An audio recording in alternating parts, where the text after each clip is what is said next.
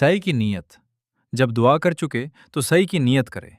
इसकी नीयत यूं है, अल्लाहुम्मा इन्नी उरीदुस्साया बैन सफ़ा वल मरवा फ़यस्सिरहु ली व तक़ब्बलहु मिन्नी। फिर सफ़ा से उतरकर मरवा को चले, ज़िक्र व दुरूद पढ़ता रहे। जब पहला मेल आए यहाँ से दौड़ना शुरू करे और दूसरे मेल से थोड़ा आगे तक दौड़ा चला जाए। फिर आहिस्ता चले और ये पढ़ता हुआ मरवा तक पहुंचे। यहाँ पहली सीढ़ी पर चढ़ने बल्कि उसके करीब जमीन पर खड़े होने से मरवा पर चढ़ना हो गया, इसलिए दीवार से मिल ना जाए कि ये जाहिलों का तरीका है।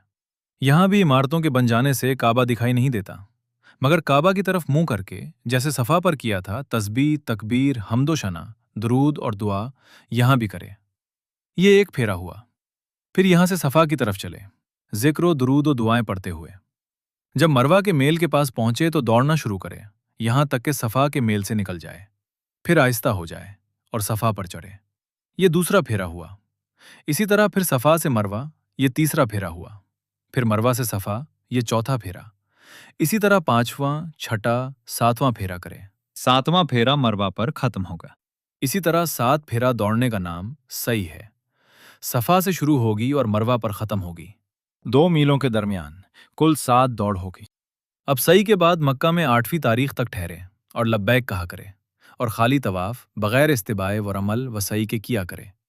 और हर 7 फेरे पूरे होने पर मकाम इब्राहिम में 2 रकत नफल पढ़ा करे।